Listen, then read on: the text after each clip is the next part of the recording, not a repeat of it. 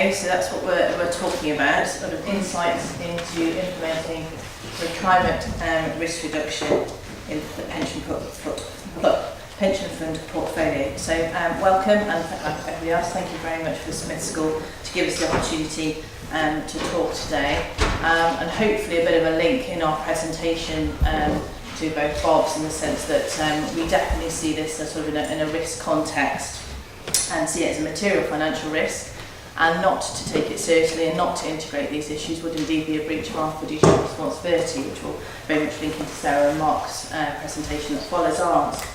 So we are the details, so there we go.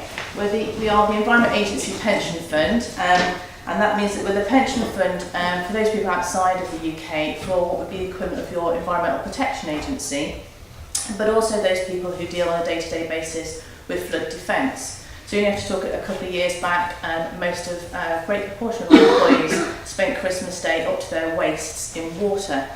So very much at the front end of what might be climate change impacts, and indeed trying to tackle adaptation.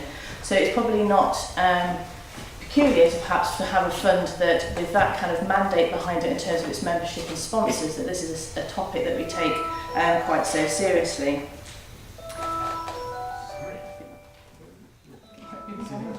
The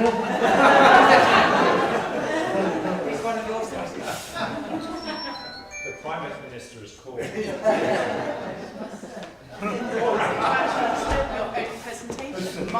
he wants more money. I'll turn it on silent, so it does it again. I'll just run outside from my Sorry about that. Throw slightly there. But so what we're emphasising here is obviously that there is a very strong sponsor sort of mandate to be looking at this issue. And as Ben indicated at the beginning of the whole seminar, that there's so many different ways in which you can look at stranded assets issue, and indeed we do, and we do look at across all sorts of environmental, social and governance issues when we manage the fund. But with the purposes of today, we've very much focused on climate risk, because we do see that one as being like such a systemic risk that's so important, and actually interrelates with so many of the other risks that we're trying to manage in the fund. So that's what we've focused on today. One of the things we want to sort of, well, I've gone the wrong way, is that it's very much an incremental approach, and what we're aiming to do today is take you along that journey, share with you our insights as how we've built up to how we've delivered managing climate risk within the portfolio, as you can see, over the last 12 years, and kind of where we see ourselves going forward, and to share with you our experiences and some of the lessons we can learn from that. And that's the basis of what we will do in terms of drafting a paper and in sort of due course. So this is very much a sort of a phased approach, and we'll come back to this theme of an incremental process. No, I did it like a good thing. There we go. Right, I shall try and get a bit of a grip on the technology. So this is just to illustrate, in 2003, being criticised for holding fossil fuel companies for the Environment Agency is not a new phenomenon for us. This is a headline back in 2003, and very much was an adrenaline shot to what was already a burgeoning idea that we really needed to think about how the pension fund was aligned to the goals of its organisation. At the time, it was only just being thought of, but this article definitely, as I say, accelerated that programme, and certainly, as we say, created a career or two in responsible investments in the Environment Agency. So the very first phase of that then, what was stimulated a little bit by that article and broader responsible investment issues, was to very much focus on the managers we selected.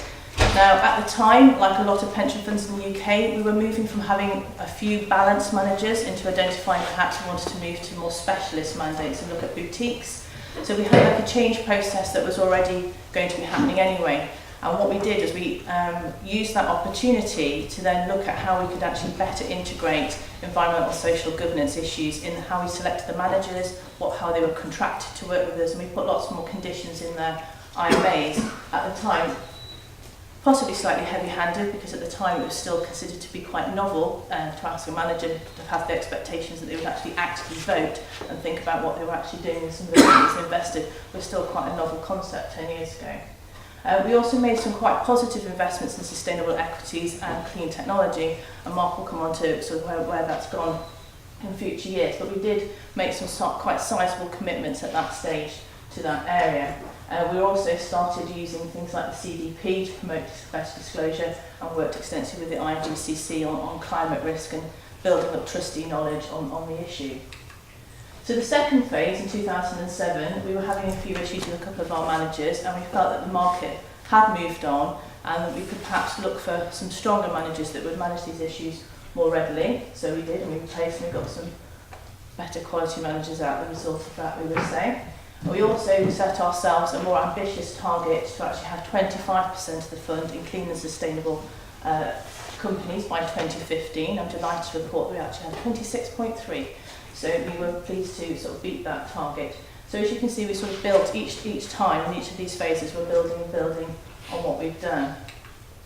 The carbon footprinting, which we started in 2008, so looking at that as our baseline, although we've been using environmental footprinting, and this demonstrates how using it with the managers to identify if there were outliers in terms of the performance within their peer groups, and just to identify carbon risk on a very practical tool sort of basis has been very productive. And the portfolio at this point, even though it's grown extensively, it's at its most carbon efficient point that it's ever been. And we have actually reduced over the period 44% carbon reduction over that period. So those are our sort of first couple of phases. That's it. Thanks. Then I guess in 2011 we started to move things up a little bit up a gear. At that stage we were reviewing the fund overall, in terms of overall investment strategy, occasioned by our triennial valuation, a changing, increased maturity in the fund due to restructuring of our members, in other words, and perhaps also a changed view of risks among trustees, partly coming out of the global financial crisis. That gave us an opportunity to have a broader dialogue. We were very much helped by the first Mercer report to really look at climate change, which we played a very active part in helping to shape and guide, as it were. But that really lay out the case for a more diverse portfolio, and particularly to start looking at a real assets mandate, which is our jargon essentially for covering a mandate that covers property, infrastructure, forestry and agriculture, so kind of tangible real things. And we're building this up to be quite a significant part of the fund, is 12% is our immediate target. Worth looking at that in one particular, and actually the infrastructure part of that in one particular detail. I think we've already touched on infrastructure at various points of this conference. It is kind of at the sharp end. We're making long-term investments here. We're also putting new money in the ground most of the time, actually building something or other, making something happen. So not only are these assets actually sensitive to a lot of climate risk and adaptation and mitigation issues, a lot of them, and if you like, the challenge of climate change is about investing in climate solutions in sufficient numbers. So it's really been, I think, a core, as a part of that, we recognise we had to have some proper guidelines to really encompass climate risk. As we rolled up and built up our infrastructure, we didn't want to be investing in things like our experience in the sort of 3 years or so we've had this program in place has been that actually we found lots and lots of great niche opportunities, often in renewable energy, which we like from a financial point of view, and obviously symbolised by the solar farm there. There are a variety, mostly in the UK and in the US, and a range of different technologies and different structures. But the real challenge in infrastructure is that actually to find, we've always wanted to have some more mainstream, broader infrastructure, having things like public transport and telecommunications and social infrastructure and so forth. But we have really struggled to find mainstream infrastructure managers that understand climate risk and prepared to think about it in a systematically and sensible manner. And it's illustrated there by the lower picture. This is a port facility in Australia. It's Newcastle. It's the major coal port that tranships coal from Australia up to China. It's kind of almost at the nexus of the climate the climate debate. Two of the most well-known infrastructure funds invested in this facility. They talk about ESG. They have no sense of, perhaps there's some irony in having that port on their books, as it were. I think it was, I was wondering the correct academic term to express this, and I think Katie from yesterday came up with cognitive dissonance. I'm doing a much more vernacular term, but it's a real challenge. I think we're really, one of the key message things we're trying to do is push infrastructure industry to have a proper system for looking at this. I mean, we don't mind on niche opportunities, but we would like to be able to do something a bit broader, but feel they look after climate risk. So a key challenge there. Oops, I'm doing it now too. Which way do we go? Where are we now? What's happening? It's back to front. Oops. Oops. Right. That's it. Right. I'll try and keep it with technology. Defeated by the technology. I think it's sort of too close. So the next phase really, I think, characterised, I think, by the growing public questioning of climate investment, all of action, various campaign groups calling on investors to take account of climate change. For us, admittedly, it's probably less that, but more some of the analysis, particularly done by people like Carbon Tracker, which really amazed us that we needed to bring this into our portfolio thinking now. So really, these last couple of years, we've been really building up a more detailed integration of climate risk across the fund. The first step was that we brought out a climate risk strategy a couple of years ago. It's probably a positive sign that that strategy is already in need of updating, so it shows a lot of stuff. We were one of the first funds to measure our fossil fuel exposure, our kind of stranded assets exposure in connected funds, which was great. We started to strengthen our engagement program, started to see real results from that. They're much broader than just climate risk, but we really started to think about our risk, and I'll come back to that, but real understanding of our risk, a broader understanding of what our risk as an investor, what we're actually trying to achieve. We started to look, based on the analysis we've done on carbon data, where the big issues were. The biggest issue we faced was passive equities. That's equities are just managed according to an index, they're just following an index, not making any clever decisions. That was our biggest single carbon exposure. And then we've also had at the end of this process, we kicked off, and there's another Mercer study which we've been heavily involved in. So just very quickly to run through engagement, just to pick out a couple of these. This is ones I guess we feel more personally involved in, as it were. Kingspan, a well-known energy efficiency makes insulation, great company in many sense, absolutely appalling reporting of climate impacts, carbon metrics and so forth. We were involved through our managers with engaging them to kind of participate properly in the CPP, recognise that they were kind of probably unnecessarily losing points. They have done so, they kind of actually benefit real savings from that, doing really well. CSAV, shipping company, interesting link for the last one, but actually getting them to recognise climate change. The other one I wanted to talk to was Aiming for A. This was the investor coalition targeting BP and Shell, getting them to up their reporting standards with the CDP. We were involved. It's the first time we'd ever done a shareholder resolution. Actually proposed it, as it were, one of the people that sponsored that resolution. Kind of thing that pension funds, a bit radical, pension funds to be doing it. We did it. It was kind of actually more successful. We accepted that actually management's actually agreed with the shareholder resolution and adopted it. So was it 98% or something like that support sort of thing. So very unusual to see that sort of success, but a great start. And I think we're looking to do more. 5 minutes. 5 minutes. Very quickly then. Just a little bit on risk. We really start to think about what is our risk as a fund and our long-term risk. These animals here are the graphics I used to explain it to our trustees. Our real risks are our market risks and our liability risks, the big beasts.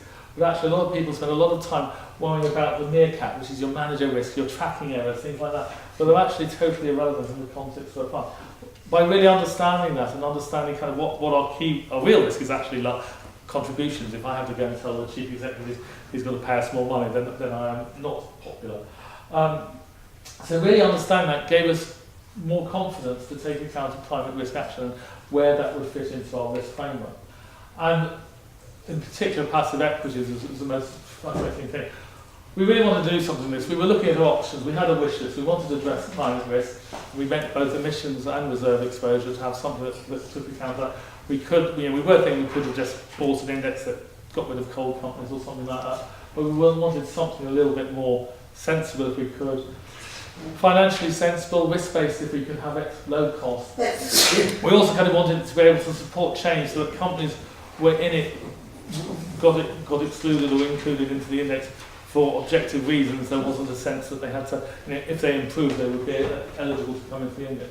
And it also had to be creditable to layman. It had to kind of reduce exposure to the sorts of companies that the man in the street or our member would actually expect. This is a yes. This is a graph I'm going to talk about more, but it's a classic efficient frontier graph. It shows the trade-off between reducing our carbon exposure and the tracking error we face. And what it shows is you can reduce an awful lot of tracking error for a very little amount, actually very little carbon exposure for a very small amount of tracking error at risk. So essentially, very little risk. And because the previous slide showed that tracking error wasn't that relevant, this actually has huge significance more generally. It shows you can reduce your carbon risk with actually having very little impact on your overall portfolio risk. I can talk a little bit more about that in the Q&A if you want to. Oops. Oh, come on.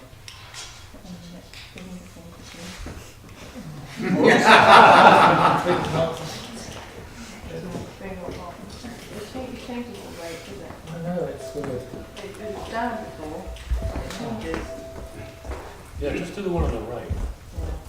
It changes its functionality during the presentation to keep on your toes. Oh, yeah, it's a problem. So It's an IQ test they give in prison.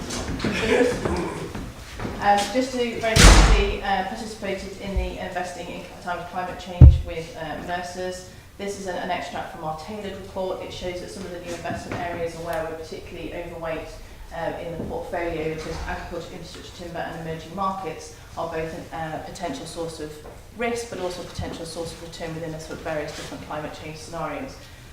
So very much looking at it at that sort of level, also looking at it in the sector area, also emphasising that there's winners and losers within all these areas, and having very good managers or managers that are very aware of these risks is actually quite a core part of what we will be doing sort of going forward.